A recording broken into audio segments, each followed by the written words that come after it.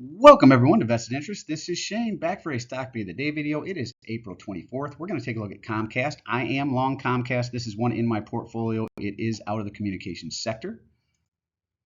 Now, if you could do me a big favor before we get too far in the video, hit that thumbs up button down below if you find any value in the content. Make sure you subscribe to the channel. Join us on this journey to financial freedom. Join the Vested Interest community. Click that notification bell so you're notified whenever I put out any new content. Doing that really does help out the channel. Watching the videos to the end.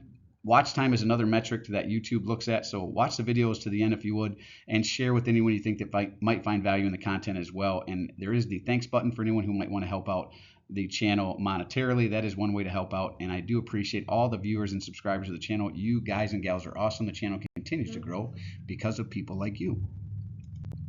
Now, this is the Vested Interest Stock Screener. This is the criteria we will be running through in this video. You can pause this and go through this criteria. It must meet 5 of 8. If it was a financial company, we throw in price to book for banks specifically, but I look at it for all financial companies. Don't blindly use one for fair value if you are using this outside of banks, though. That does not necessarily work. You can use price to book for any company. Just make sure you're comparing it to itself over time or to other companies in the same sector doing the same business. Now back to Comcast. Check them out, business.comcast.com. That's business.comcast.com, business.comcast.com. That is their homepage where I pull this information from. And it really is focused around their business, since I looked on their business site there. But they also do offer these services for individuals as well. So, right, you can get crystal clear phone calls, internet, fast speed, TV plans, Ethernet, high powered for high demand. So it's not just for businesses, it's also for individuals as well.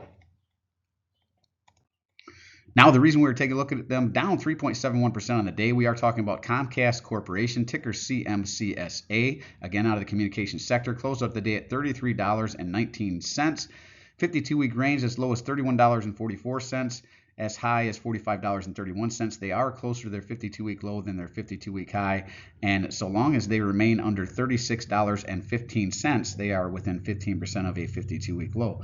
Market cap of $125.492 billion, a beta of 0.94, so they are just slightly less volatile than the overall market. They've actually been more volatile lately than they typically are, but that's just the nature of stocks. Sometimes they go through, well, the whole market has been more volatile than it normally is. PE ratio, price to earnings at $8.02 per share. Earnings per share, EPS at $4.14 per share. April 24th, today was their earnings date. So you might want to check out their earnings call to see what's going on, what got people spooked here. Though I will say, this one being in my portfolio, I watch this every week. So this one has really been bouncing around, $32, $33, $34, even $35, right in that $32 to $35 range for a while. So this is not, on 33% drop on a day or 2% raise on a day is not uncommon, at least lately. Forward dividend is $1.32. They are a quarterly payer. We'll see that here at the end of towards the end of the video. 3.83% starting dividend yield. Very nice starting dividend yield. Ex-dividend date, April 2nd. They did pay out on the 23rd. I got my dividend yesterday. 1-year target estimate of $42.62. So Yahoo Finance doesn't see them quite getting back to their 52-week high here of $45.31, but does see some upside from where it currently sits. Jumping over to the right, I like to look at dividend yield theory to see if the company is potentially undervalued. Just a quick metric. It is not the end-all, be-all, and it does not necessarily mean that the company is undervalued. It's just one of the quick measurements I look at. 5-year dividend yield average of 2.48%. We compare that to their current, I know this says forward, but it's the same, 3.83%, forward 3.83%. It is the current dividend. Since it is higher than their 5-year average, that speaks to undervaluation, according to dividend yield theory. Payout ratio is low at 22.46%. I like under 75%. Dropping down below, we're going to take a look at free cash flow. I want growing free cash flow over time, because typically if a company has growing free cash flow, they can do some things with that. They can pay down debt, make acquisitions, reinvest back into the company, pay a dividend, which this company does, raise that dividend over time, buy back shares. They can even keep some of that free cash flow on their balance sheet in the form of cash or invest in some investments, right? Bonds, whatever they want to do with it. So looking at free cash flow, going back to December 2021, $17 billion here. 2022, $12.6 billion. So it looks like a drop there. 2023 back up to 12.9, and 2024 down to 12.5. So it looks like it's a bit up and down. Same thing with the repurchase of shares. So if you look here, going back to 2021, 4.6 billion in shares pulled back. They jumped that up significantly in 2022 to 13.3. So even though it looks like there might have been a decrease in cash flow there in 2022, I think that's more than accounted for in this raise in their repurchase of share, their rise in repurchase of shares here. Now that is not the case in 2023. They went from 13.3 down to 11.2 in 2023, and further decline in 2024 down to 9 billion. So it looks like from 2022, their free cash flow is actually been decreasing. Maybe it's been flat, but their repurchase of shares tells me that it's been decreasing as well, because that's where you're seeing the difference. Now, the reason we are taking a look at them, down 3.71% on the day. We are talking about Comcast Corporation, ticker CMCSA, out of the communications sector, closed out the day at $33.19 with a 3.71% drop on the day. Big drop on the day, but again, this has not been uncommon for the market. I hate to say it, but the market has been crazy, and even the whole market itself, S&P 500, NASDAQ, QQQ, whichever one you're looking at, we're seeing 3-4% swings in a day, which is not typically common. But unfortunately, what we're seeing lately.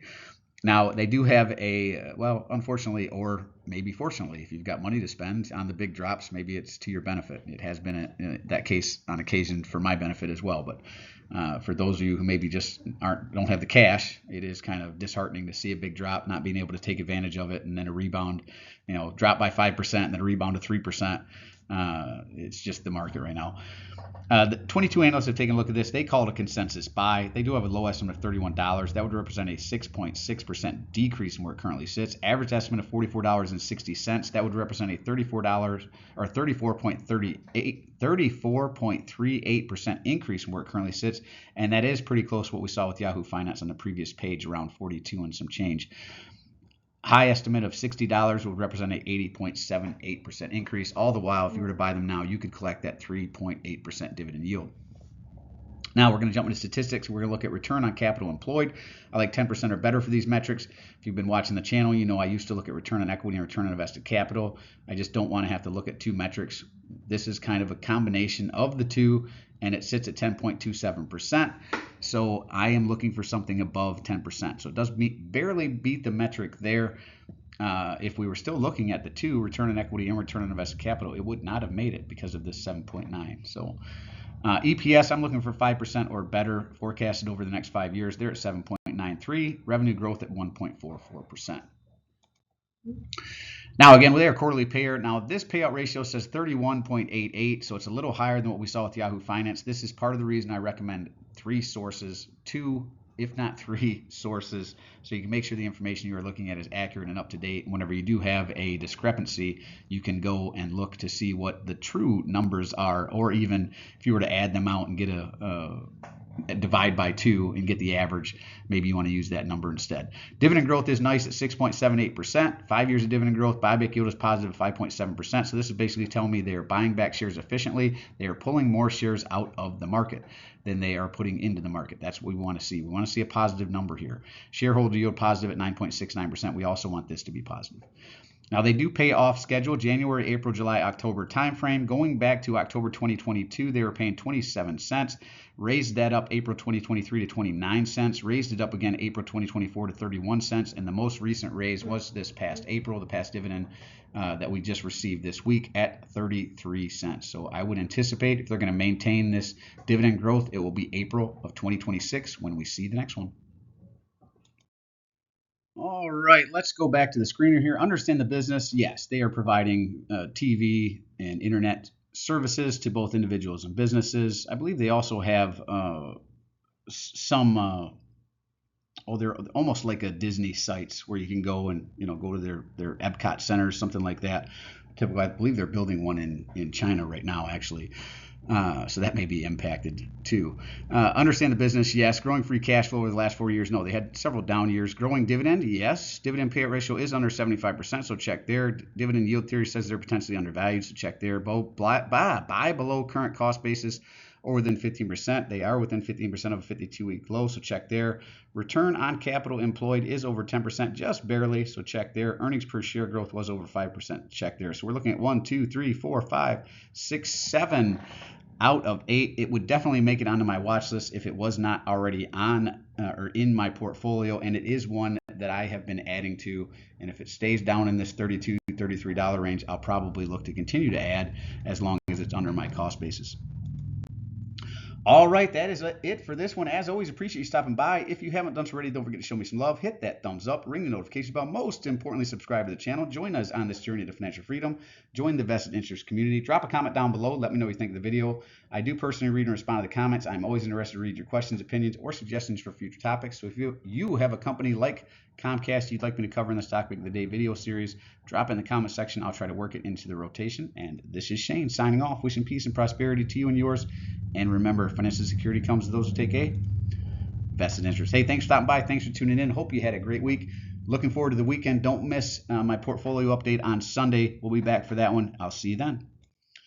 I'm not a financial advisor. Nothing in this presentation should be considered financial advice. I'm only sharing my opinion. Investing for educational and entertainment purposes. Investing involves risk. You can lose money. You should never invest any amount you're not comfortable with. Always do your own research. Invest based on your situation, circumstances, and select criteria, or seek the advice and counsel of a certified financial advisor.